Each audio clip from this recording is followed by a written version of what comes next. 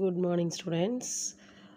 Maths கம்புக்கில் இருக்கிற 5 question பேப்பரோட analyse இது. இப்போ இதில் 2 மார்க் 3 மார்க் 5 மார்க்லாம் எந்த எக்ஸசைஸ்லேருந்து வந்திருக்குன்னு நம்ம அனலைஸ் பண்ணி எழுதியிருக்கோம்.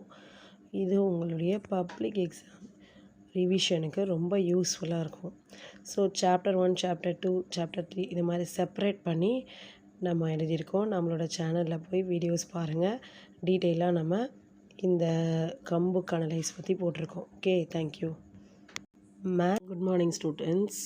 சாப்டர் 1ல் கம்புக்கில் இருக்க கொஷின்ஸில் 1 மார்க் 2 மார்க் 3 மார்க் 5 மார்க் மட்டும் எடுத்து அனலைஸ் பண்ணி எழுதியிருக்கோம். ஸோ 1 மார்க் ஆஸ் யூஷுவல் நம்மளுக்கு தெரியும், லாஸ்ட் எக்ஸசைஸில் இருக்கும்.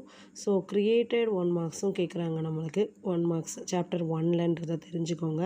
ஸோ அப்போ நம்ம என்ன பண்ணணுன்னா, புக்குக்குள்ளே இருக்க ஒவ்வொரு பேஜில் இருக்க நோட்ஸு பாக்ஸில் கொடுத்துருக்கிறது, ஸோ அது மாதிரி கொடுத்துருக்குற நோட்ஸ் எல்லாம் படிச்சுக்கணும் கொஞ்சம். அதே மாதிரி ப்ராப்பர்ட்டிஸ் அதெல்லாமே நம்ம கொஞ்சம் ரீட் அவுட் பண்ணியிருக்கணும் ஒரு தடவை. 2 மார்க் கொஷின்ஸ் பார்த்திங்கன்னா எக்ஸாம்பிள் சம்ஸாக இருந்தால் மென்ஷன் பண்ணியிருக்கேன். எக்ஸாம்பிள் 1.11 எக்ஸாம்பிள் 1.4ல் அந்த கொஷின் பேப்பரில் கொடுத்துருக்காங்க. 3 மார்க் பார்த்திங்கன்னா exercise 1.1 example 1.18 example 1.12. So 2 mark 3 mark மட்டும் நம்மளுக்கு எக்ஸாம்பிள் சம்ஸில் கொஞ்சம் அதிகமாக கேட்குறாங்க. ஸோ அப்போ நீங்கள் என்ன பண்ணணுன்னா, கொஷின் வந்து ப்ரிப்பேர் பண்ணுறப்ப சாப்டர் 1ல் எக்ஸாம்பிள் சம்ஸ்க்கு கொஞ்சம் இம்பார்ட்டன்ஸ் கொடுத்து பார்க்கணும். 5 மார்க்ஸ் பார்த்திங்கன்னா 3 எக்ஸசைஸ்லேருந்து 5 கொஷின் பேப்பர்லேருந்து வந்திருக்கு. 1.5 1.6 1.3. ஸோ மொத்தம் வந்து நம்மளுக்கு 5 மாடல் பேப்பர் கொடுத்துருக்காங்க. அதிலேருந்து நம்ம எடுத்தது தான் இது.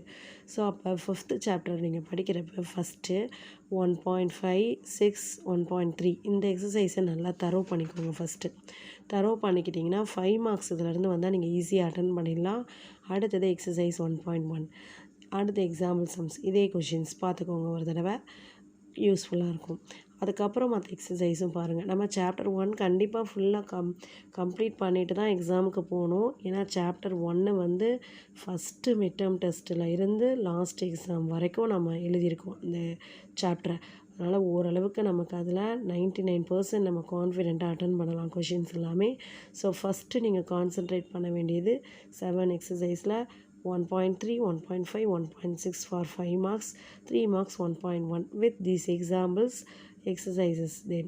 ஸோ இதை மாதிரி ஒவ்வொரு சாப்டருக்குமே நம்ம சேனலில் வீடியோஸ் அடுத்தடுத்து அப்லோட் பண்ணுறோம். ஸோ இதை நீங்கள் பார்த்துட்டு ஒவ்வொரு சாப்டர்லேயும் இம்பார்ட்டன்ஸ் கொடுக்க வேண்டிய எக்ஸசைஸ்க்கு அதிக இம்பார்ட்டன்ஸ் கொடுத்து பார்த்தீங்கன்னா உங்களுக்கு எக்ஸாம் ரொம்ப ஈஸியாக இருக்கும். Okay, thank you children.